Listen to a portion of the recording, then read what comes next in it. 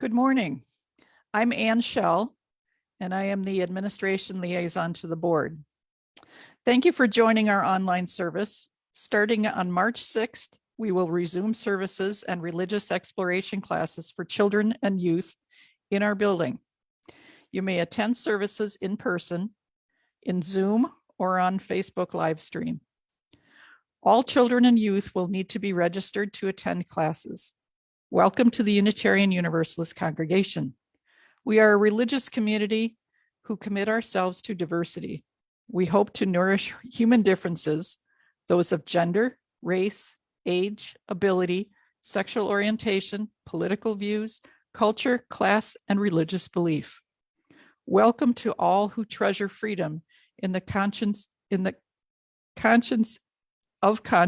search for truth. We promise to do our best to provide you a spiritual home.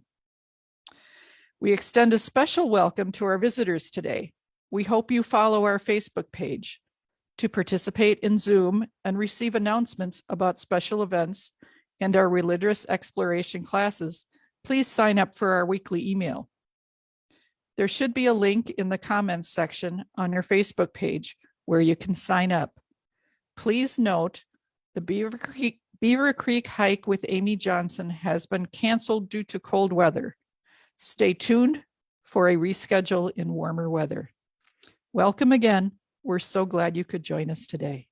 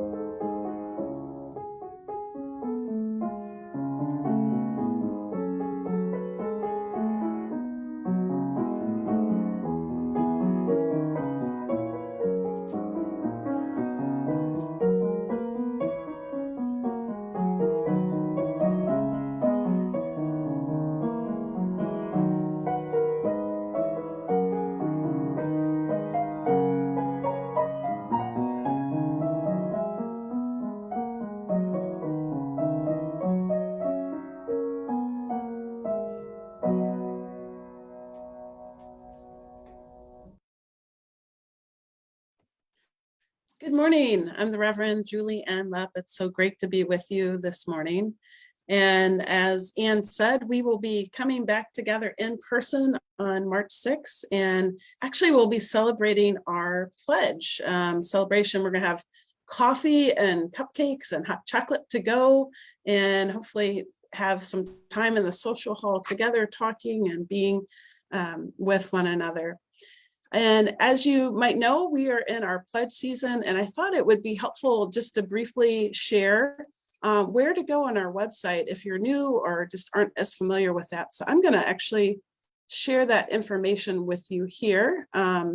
If you go to uueauclair.com, and you will see that we have our website here that you can pledge, and we're going to take a look. I'm going to reveal, dun, dun, dun. We are at currently at 43%. And so we still have, I think we have, let's see, 61 pledges have come in for a total of 114,167. So if you haven't pledged yet, you can go to this handy dandy yellow button. And just to let people know, you may already be contributing. Let's say you've set it up with your bank account or you send in a check each month. This is a totally new thing that we need to do each year so that we know how to build our budgets. So a pledge, you're actually telling us what you're going to pledge during the next fiscal year. So when you click on this button, it takes you to this Google form, and you say, I'm going to pledge an estimate of how much my household will contribute from July 2022 until June 2023. And that information goes and we build our budget from that. So thank you so much for helping us meet our budget. This year, we're looking to support a technology person. I know our technology committee is super excited about that, and that will allow us to continue to stream from our sanctuary and offer hybrid services. We're also looking to add hours to our accompanist, Julia Brown, who has been working with Betty Kleemeyer this year to learn more about the music director position. And we're just going to slowly build that out. And thank you to Betty, who has been volunteering, doing that for many, many years and has done such an amazing job building our music program. And lastly, the pledge supports our religious exploration coordinator as well, giving more hours to that position so that we can offer programming in the summer, which I know families appreciate. So thank you so much to all that you do to help make our church a wonderful place, and much gratitude.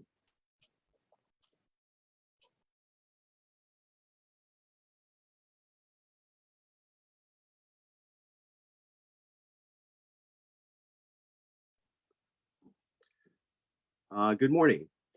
Assalamu alaikum.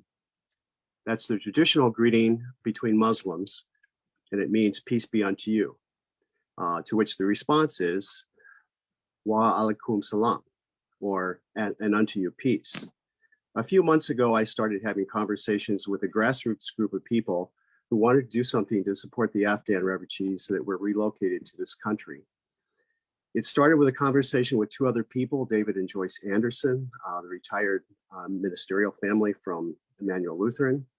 But from isolated conversations such as this one, this grassroots effort has grown and snowballed into what is now a group of 70 plus people, including many people from our congregation.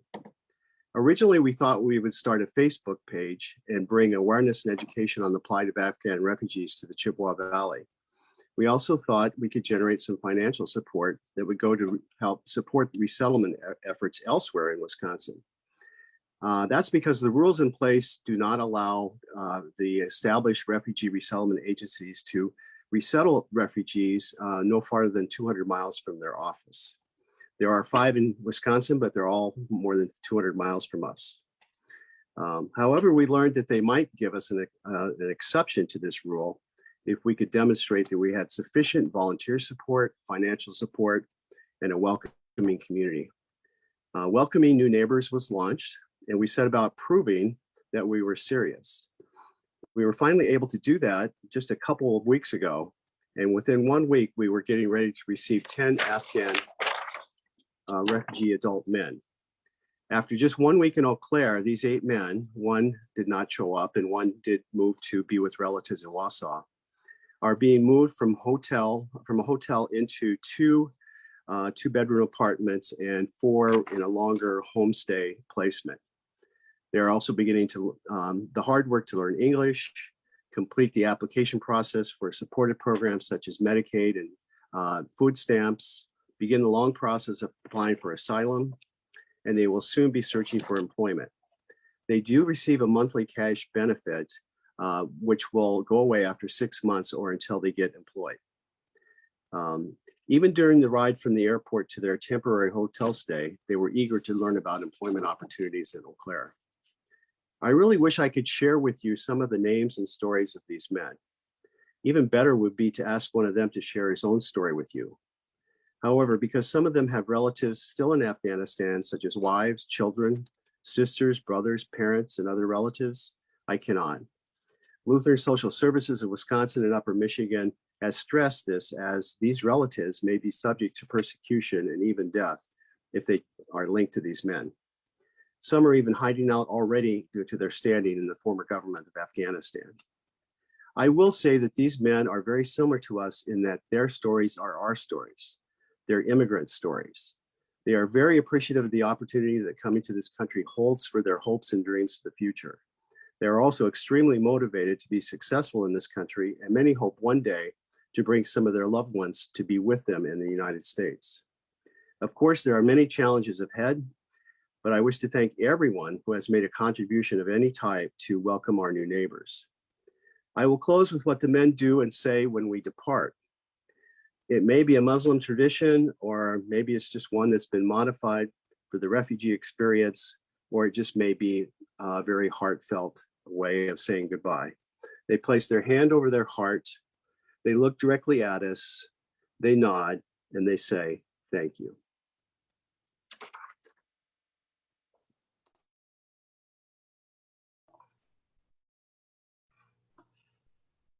Good morning. I am Allison Oliphant. I am the worship associate this morning. I'm so happy to be here with you today. Welcome to the Unitarian Universalist congregation in Eau Claire to our Sunday service. This morning, we're going to explore intersectionality. Ijoma Lou, so you want to talk about race, wrote, "Intersectionality and the recognition and confrontation of our privilege can make us better people with better lives." Our opening words are by David Breeden. "We unite in our differences in background and belief. We unite with gratitude and hope. Hope for a world of differences. Hope for a world that honors difference. We unite in community with gratitude for difference. Come, let us worship together."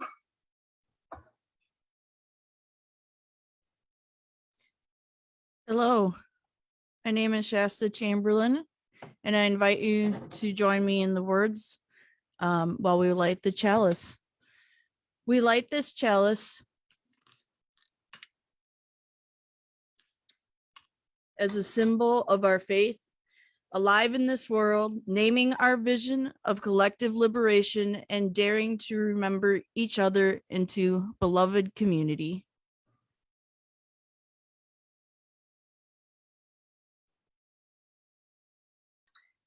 This reading is an excerpt from the writings of Minnie Bruce Pratt. "And despite the punishments for boundary crossing, we continue to live daily with all our contradictory differences. Here I still stand, unmistakably feminine in style and womanly in personal experience, and unacceptably masculine in political interests and in my dedication to writing poetry that stretches beyond the woman's domain of home. Here I am, assigned a female sex on my birth certificate, but not considered womanly enough because I am a lesbian to retain custody of the children I delivered from my woman's body. As a white girl raised in a segregated culture, I was expected to be ladylike, sexually repressed, but acquiescent to white men of my class, while other darker women were damned as promiscuous, so their bodies could be seized and exploited. I've worked outside the home for at least part of my living since I was a teenager, a fact deemed masculine by some. But my occupation is now that of teacher, work suitably feminine for a woman as long as I don't tell my students I'm a lesbian, a sexuality thought too aggressive and masculine to fit with my femininity."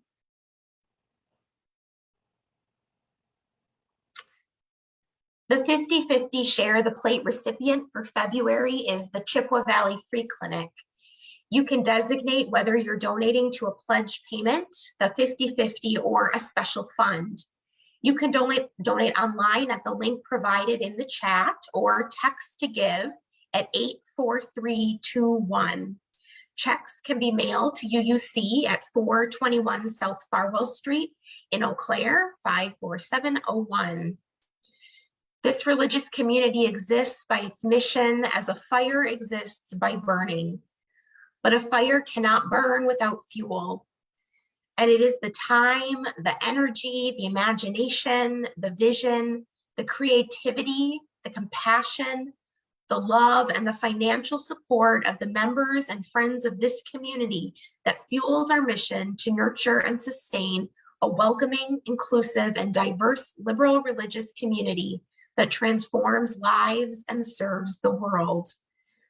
Your support, the free and generous support of each and every member and friend of this community, is what fuels this community and its mission. And without your support, the flame of justice, community, and love cannot burn brightly to warm ourselves and be a beacon in a world threatened by division and fear. Our annual pledge is the single most important fundraising activity of our congregation. Our pledge drive, 10 the Present, Build Our Future, will run from February 13th through March 1st. Thank you to all of those who have pledged and will do so. Please make your pledge for the 22-23 year by contacting the office, mailing or dropping off a pledge envelope, or by pledging online, as Reverend Julie displayed earlier. Thank you for all you do to support this congregation.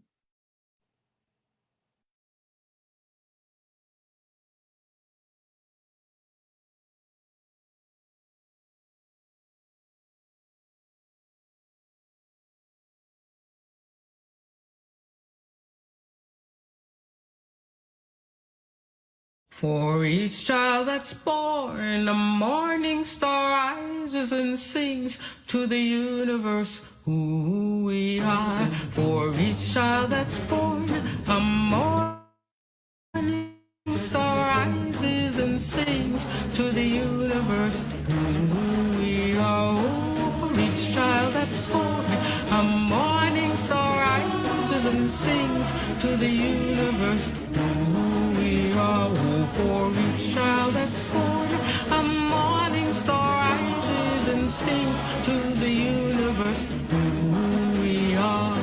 We are our grandmother's prayers, and we are our grandfather's dreamings, and we are the breath of our ancestors. We are the Spirit of God. We are mothers of courage, fathers of time, daughters of dust, and the sons of great visions. We're sisters of mercy, brothers of love, lovers of life, and the builders of nations. We're seekers of truth, keepers of faith, makers of peace, and the wisdom of ages. We are our grandmother's prayers.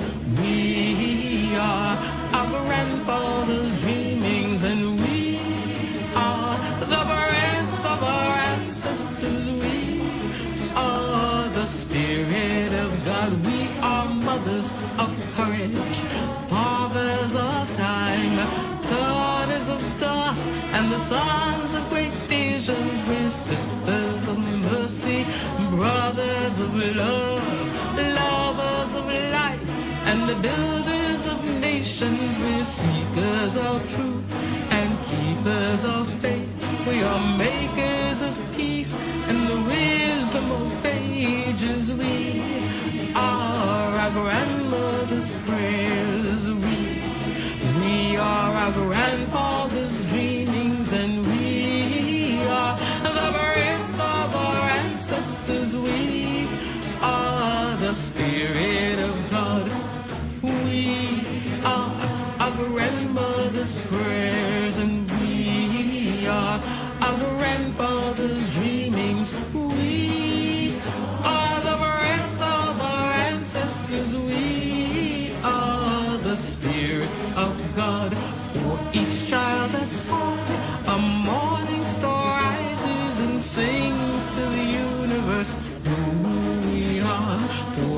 child that's born. A morning star rises and sings to the universe who we are. We are one.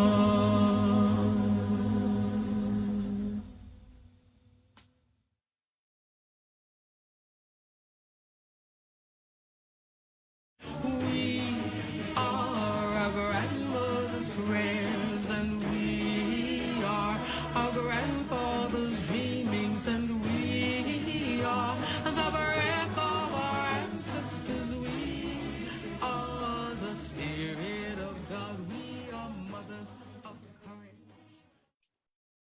Thank you for that great song that was acquired from our General Assembly Choir. And you might have recognized some of the people in the videos from across our tradition. So today, I want to invite you to give thanks from the words for our congregational response. From you, I receive, to you, I give, together we share, and from this, we live. And now I'm going to do a brief reflection on intersectionality, and later on we'll hear from Dr. David Jones on this topic as well.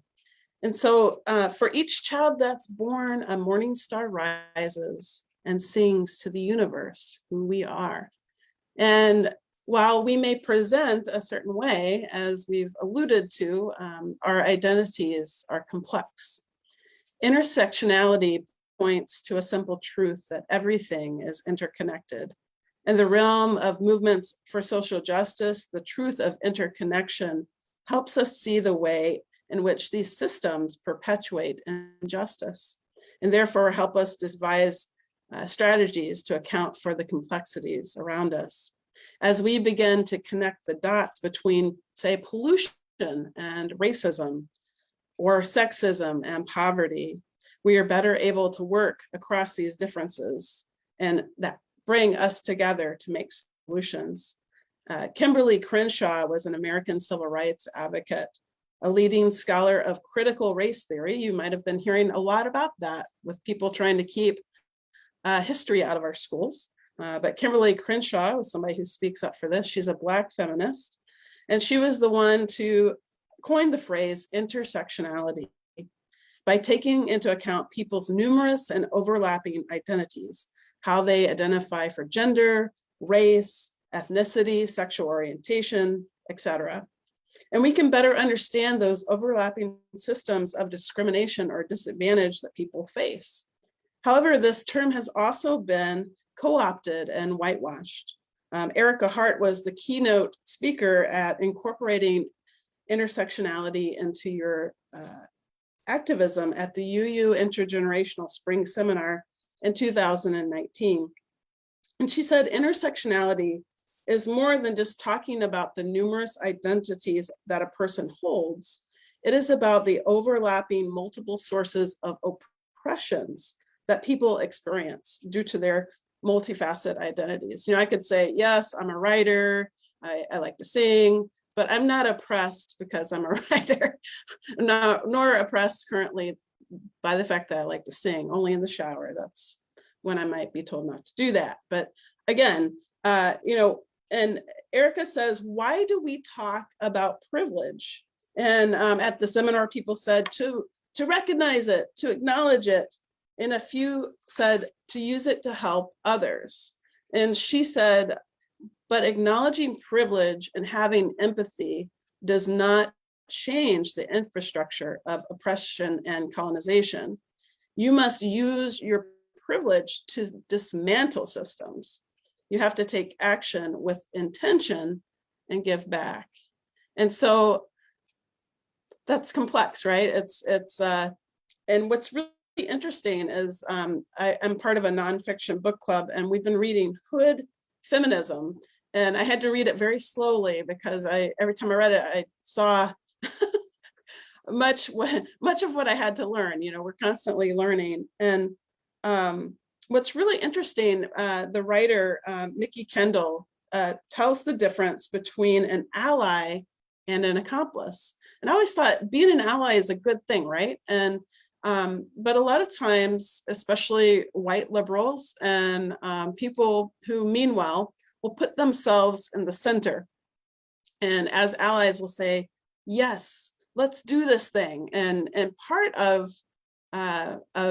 working in this arena for anti-racism and trying to do good work is to decenter yourself if you have the privilege of always being seen, you know, as a white clergy person. And oftentimes it's easy for me to get in front of a podium and have a voice. Whereas being an ally might work to make changes on an individual level, like with a person, like being an ally with the Afghan refugees. Being an accomplice aims to tackle racial injustices on an institutional level. So this is a new, to me anyway, way of looking at things. So I've been thinking about how can I be an accomplice instead of just an ally. So I like that idea. And I want to go back to the seminar where Erica was talking to a bunch of different aged UUs, and she said that all too often, well-meaning allies fall victim to verbally empathetic, self-congratulatory and whitewashed allyship that does not consider our own position in society. So the participants were encouraged to get comfortable with saying out loud things like privilege, white, Black, and even vulva. Can you say vulva? You know, so being comfortable saying words that are powerful and talk about our identities. And so here's one person reflecting, as a queer female with pretty privilege, somebody who identified the fact that she felt pretty, how does my identity inform my experience in my community? And then someone else said, as a white male whose gender presentation is aligned with how society perceives a man to look, what systems of white supremacy am I inadvertently maintaining by believing that narrative? And so, you know, I've been in discussions where certain personalities or certain identities are the first to talk, you know, and they have a hard time making space for others. And that's one way in which we can check our privilege is, you know, pausing, making sure that other people can talk at the table, and to recognize people's different identities. I know gender has been a challenge for people. I'm the parent of a child that identifies as transgender. And right now in Texas, I would be considered doing child abuse because I support my child, which is complete and utter garbage. And my child identifies with they, them, their pronouns. And that's been hard for some people to accept. And so, you know, we continue to try and believe people to accept who they claim they are. And so when you look at me, I'm a middle-aged woman. I like to put color in my hair for fun. Woo! And I'm a liberal minister. You know, so those are my physical identifiers. I also have invisible things about me, like I have rheumatoid arthritis, and I grew up in the South. Sometimes I lost my accent because I was treated bad when I talked like this. So I became less Southern. So that was something in which I changed because of people's privilege thinking Southerners are stupid. I also, even though I've been in a heterosexual marriage for 22 years, I dated women before I dated Carl. And so maybe you didn't know that about me. I'm bisexual, but I'm in a long-term heterosexual relationship. So for some people, I might not be queer enough or whatever, you know, so that's the thing is like, we all have complex identities, and it doesn't make us any, it just makes us who we are. And I hope that we can examine the complexities of who we are and know that that's what makes us wonderful. You know, in this UU congregation, there are humanists and atheists and Buddhists and Christians and Jews, and yet somehow we manage to try and respect each other's religious religiosity, that's not a word, religiosity, or not, whether you say God or you say the great being, or you say, I don't want to say God. And so anyway, I encourage you to explore more about intersectionality. There's always more to learn. And as you use, we have lots of books to recommend. I recommend Hood Feminism.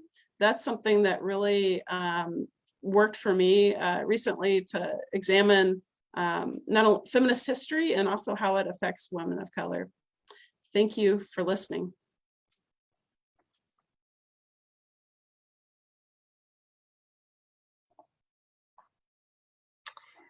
This reading is titled Hello, My Name Is by Naomi King. When we introduce ourselves to another person, we usually extend our hand and summarize ourselves with one word, usually our name. Hello, my name is Naomi. These are the kinds of face-to-face greetings that initiate relationships, that open our hearts and act as a bridge of connection from one person to the next. But there's another kind of one-word naming that goes on in our larger society that burns bridges, locks down relationships, and keeps us from living our promises to each other. We know these words. These are not words I need to repeat here, for repeating them simply gives them more power. But they're the more horrible terms equivalent to shark and monster and demon. These are words denying inherent dignity. These are the words that undermine and attack inherent worth, for these words have one powerful, hurtful message. You are not worthy. You are not human. You are not enough. Throughout my life, I've had plenty of those words, those labels ascribed to me. So many that although I may stretch out my hand and say, hello, my name is Naomi, what I feel I'm saying at times is, hello, I'm worthless, or hello, I'm bad and wrong. I came into our religious community because we promised to counter those messages. I am part of a religious community because we promise not to reduce each other to terrible labels, not to strip each other of our humanity, not to ascribe levels of worthiness to one another. Most of us need to celebrate life, to feel our inherent worth, to be restored our dignity, to practice justice, equity, and compassion in human relationships. Most of us yearn to say, hello, I am somebody, and to be greeted, hello, somebody, welcome, we're glad you're here. Most of us hunger for affirmation and celebration in who we are and in the gifts and blessings we bring this world. Most of us come here to be greeted as the loving, generous, compassionate people we are. Each of us has at least one blessing. I believe each of us offers many blessings to this world in who we are. But sometimes we and our world, even our beloved community, might have a difficult time affirming and seeing those blessings. We are all blessings to this world. Our work of building bridges of connection by finding and naming and affirming those blessings we are is the work of nurturing our spirit and healing our world.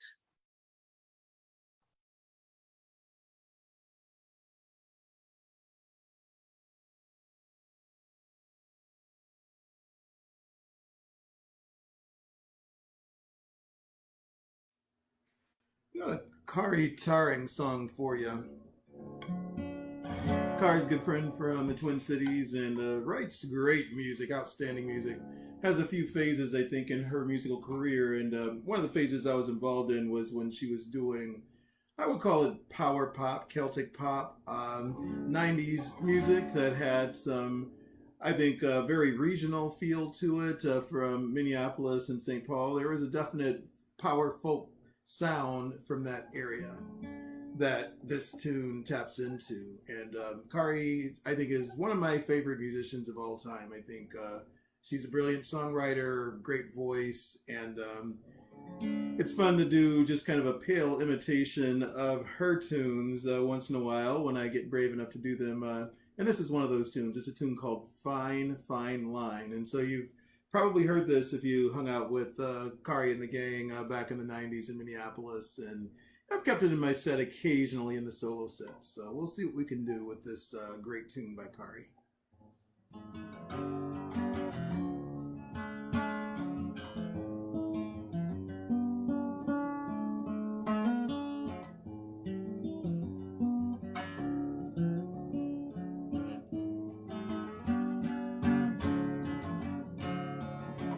There is a difference in the way that you feel. Things you thought before were never real. The ocean is burning and there's water in the fields, and it's a fine, fine line. Trust in the things you know, like helping your garden grow, and the things you don't know, let them be. One day you may wake up with a desert where the ocean should be. Remember, children, trust your own reality. Nothing's good or bad, avoid what will make you sad. Don't you worry about me. Light a candle and talk to your grandmother. Keep civilized anarchy. Fine, fine line. It's a fine, fine line. Don't try to figure out what's yours and what's mine, 'cause it's a fine, fine line.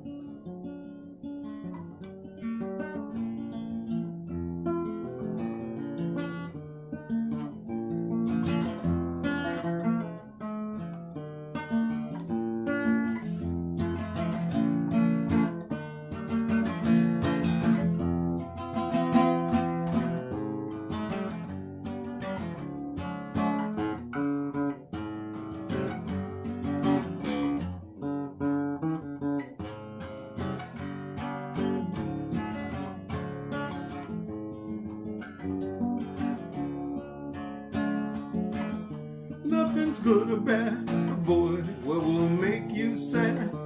Don't you worry about me. Light a candle and talk to your grandmothers. Pray for civilized anarchy. Fine, fine line. It's a fine, fine line. Don't try to figure out what's yours or what's mine, 'cause it's a fine, fine line. There is a difference in the way that you feel. The things that you said before were never real. The ocean is burning and there's water in the fields, and it's a fine, fine line. It's a fine, fine line. It's a fine, fine line. It's a Kari Taran classic and my interpretation. Thanks for the tune, Kari. Greetings, everyone. Hope you're having a good Sunday. Thanks for coming to the service. Thanks for listening as well to that tune, Fine, Fine Line. And I have a presentation with the title, Karen Reclaimed, an intersectional shout out to anti-racist white women. And there's 3 parts to it. So hopefully they all cohere. Thanks, David, for the props in the song. So part 1, who is Karen? It is Black History Month, and I wanted to just start with a shout out to feminist foremothers such as Kimberlé Crenshaw, who is brilliant, and I wish she would be called on to talk about critical race theory, because she would shred anyone so quickly. She's an absolutely brilliant scholar that I wish I had words like hers. And Frances Beale also in the late 1960s wrote an article called "To Be Double Jeopardy, to Be Black and Female" that was kind of really a foregrounding of what the work that Kimberlé Crenshaw did. So I want to send a shout out to those feminist foremothers. But the title of this talk references white women and Karen in particular. Who invited Karen? Who is Karen? This term has been used on the internet as a kind of popular way of understanding white women who engage in blatantly racist behavior, calling the police on someone for simply being a human while Black. And probably the most famous example is two unrelated people, Christopher Cooper, who and a white female, Amy Cooper, in 2020, happened in Central Park in New York City. Christopher Cooper was bird watching, and he asked Amy Cooper to put her dog on a leash, which is required. Amy Cooper called the police and famously said to the 911 operator, "There is an African-American man threatening myself and her dog, and my dog." Christopher Cooper recorded that conversation, and this went viral. Since then, Amy Cooper has apologized and criminal charges were dropped, but she's now suing her employer who had fired her after the incident. And the legal brief says she only called police, quote, because she was alone in the park and frightened to death after being selected as the next target of an overzealous bird watcher. So that suit is still pending. And this sexualized claim of vulnerability, that's really what inspired the internet term Karen, to expose white women who have weaponized racial privilege, exposing people of color to scorn and potential bodily harm. And there is a hashtag and the Facebook page for Karen's Gone Wild, which has these videos of a similar kind, white women engaged in patriarchy adjacent behavior, railing against people of color with false and indefensible claims, calling police for no reason. And this behavior, as we know, has a long history, an unclean history. It extends over centuries, including the episodes of lynching and ethnic cleansing in our country and other crimes against humanity. All of these crimes perpetrated in Karen's name and sometimes with Karen's encouragement. White supremacy in America still speaks openly about protecting white womanhood and guarding against the mongrelization of white people. But let's complicate this idea of Karen using an intersectional lens. The conversation around Karen is grounded in two identities, race and gender. But as we know, intersectionality reminds us that there are many lenses within our complex identity, whether that's social class or sexual orientation, education, region, personality, dispositions. There are many ways to think about our identities that aren't captured by a term like Karen. Is it socially useful even to have this cultural idea of a Karen? Maybe that's something we can park and think about, because internet language, sometimes it does make more people understand a way of thinking, but is it also reductive of people's lived identities? Either way, it's really important to recognize and sustain the allyship between white women and people of color. And so this talk, in a way, is going to some extent, reclaim Karen. I think Karen should be reclaimed. I think we need a discourse to go beside that. White women's identity is not confined to race and sex, no matter what the internet would have you believe. White women have built and will continue to build mutually sustainable allyships with people of color and become accomplices, as Reverend Julie mentioned. I have benefited personally and professionally from such allyships, and these powerful stories of connection and transformation really need to be told alongside the story of Karen. So I'll mention one story today about such an allyship, and there's two underappreciated intersectional lenses that I'd like to feature in these comments. One of them is being part of a counterculture, that people who decide that they are willing to not conform to various expectations that are conventional in a society. Being part of a counterculture and being an artist. That's also a form of intersectionality, especially in a country that idealizes full-time employment at a company that one doesn't own. And when a person chooses to earn less money and make more art, that usually causes some suspicion about what the motives are for behavior of that kind, choices of that kind. So when an artist is connected to a counterculture, a physical place or a way of being that challenges convention, there are sometimes costs to be paid for doing that. For women in particular, There's a social cost to be paid when one defies any of these conventional scripts that regulate dating, childbearing, choice of neighborhoods, choice of hobbies, political responses to the patriarchal control of women. And it's through allyship with white women that I was able to see really and appreciate that even the most sincere connections across racial lines can expose silent racism in one's circle. I've learned from white women who are former partners that behind closed doors, trusted friends and parents may be uneasy with Black-white relationships, and even strangers feel entitled to stare, make comments, or physically accost white women who tacitly challenge white supremacy through relationship choices. The high cost of nonconformity is one important reason why our mythical Karen acts out a racist social script rather than risk their relationship to patriarchy. As the late feminist foremother Bell Hooks observed, obedience to patriarchy produces more short-term gains than standing up for anti-racism. But some folks are brave in the face of racism. And I would not be speaking to you today if it were not for allyships with white women who shared their creative gifts to build enduring relationships and make change happen. Part 2, Power Folk and White Female Allyship. It's a bit of a backstory for the song you heard me cover by Kari Tari. The backstory begins here.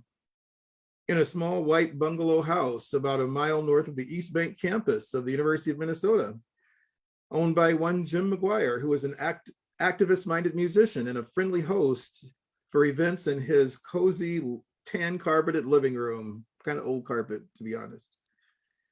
Acoustic guitars and microbrews were always welcome. It was a cultural underground for good Minneapolis musicians who weren't necessarily cut from Paul Westerberg from the Replacements or Prince Rogers Nelson type cloth. Bob Dylan and Jerry Garcia were welcomed in spirit as musical influences, unless you were speaking with Pam Ostad, another person who was an ally. She was usually at Jim's house during these events, where we traded tunes until it was almost too late to drive home. And here we were, working with Pam, whose roots were in another kind of identity, deep in the punk scene. That was another kind of counterculture within Minneapolis. So there we were, Pam in her leather jacket and glasses that trended toward the cat eye design. She was there to be a foremother for our tribe of left-leaning 20-somethings. And there were a few hard edges among us, but we all had a love of good music that invited you to play your best originals, knowing they'd be appreciated, like Fine, Fine Line. And through this circle of friends, I was invited to a gathering near Lowry and Central in Northeast Minneapolis. And my crew, of course, arrived late, consistent with the good time hours of those days. And I was there in a living room filled with equal parts musicians and casual visitors. And that's when I first heard Kari's voice. Her startling range of octaves and textures, and the verbal imagery that comes to life in the minds of the listener, her vitality punctuating sounds. We heard magic in her tune, Fine, Fine Line. Nothing is good or bad, avoid what will make you sad. Don't you worry about me. Light a candle and talk to your grandmother. Pray for civilized anarchy. We could use a little bit of that at this point. In future years, I would get to know Kari's artistic work across genres, and that includes her work in dance, in recovering Norse cultural traditions. She did some reality television shows in Norway, and part of that was recovering traditions that were lost during the transitions in national identity. And in producing events to celebrate pagan days in the calendar, such as the winter solstice. An occasion where she composed original music of enduring beauty. But at that first moment, what connected us was matters of the heart, of family, of loss and discovery, all those things that were part of her music.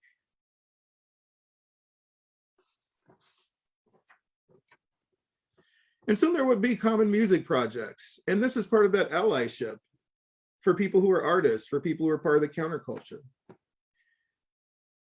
I contributed to her debut CD, Faith in Me, which had instrumental work from many musicians I knew. And then we started spending time together with her and her husband, who's also, his name is Greg Traxler, is also a brilliant musician. And by that time we were starting to have children. Her firstborn was in a one-room apartment just south of the Walker Art Museum in Minneapolis. And our children grew up with hearing our voices in song. As Rhea is here in the bedroom here, my firstborn is here too. They grew up hearing our voices united in song and at events we created to express creativity and advocate for humanitarianism. And she's remained a full-time artist for as long as anyone I've known, even though there was economic challenges raising children in a expensive city with a 2-musician family. But part of that was ethical, to say that if we do use extra resources to get to work and other types of things, there's a cost to that. On stage, we embody intersectionality. Her petite form next to my 4X large frame. And we'll be performing songs written in Norway, South Minneapolis, Nashville, finding common ground on women-centered tunes such as Mother Maiden Crone, celebrating women's life cycle, and remembering through each other's music that respect is the true language of the soul. On the occasion of my first CD recording, one subtle act of allyship was that she loaned me her guitar for the session, a seagull guitar from Canada with a dark walnut stain and lots of scarring around the sound hole from all of her powerful performances, and where the pick went was to that sound hole. And that's the guitar that I can still hear the sound of allyship whenever I hear that first Jonestown CD. Part 3, Care and Reclaimed. A sincere and functional allyship is precious. Knowing how risky it is to reach across the divide to someone who doesn't speak your language fluently, to someone who earns more than you or looks more polished than you. It's risky to make these reach outs, but we are much better off if we are brave enough to connect across identities. Knowing that humanity is one family, our destinies intertwined. If there are really Karens out there, perhaps we will be better off if we remember, as Dr. Martin Luther King has said, hate cannot drive out hate. Only love can do that. May it be so. Thanks, everyone.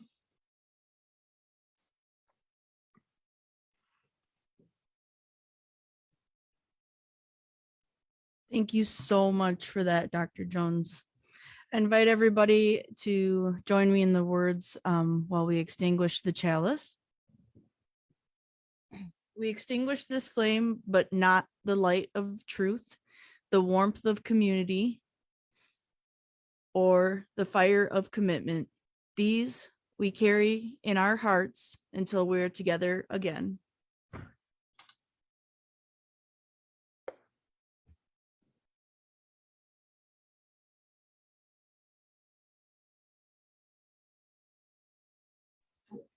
Our closing words are by Jean M. Ricard. We have a calling in this world. We are called to honor diversity, to respect differences with dignity, and to challenge those who would forbid it.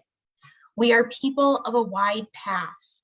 Let us be wide in affection and go our way in peace. Those on Zoom are welcome to join us for Joys and Concerns and Zoom Coffee Hour. Thank you for joining us today.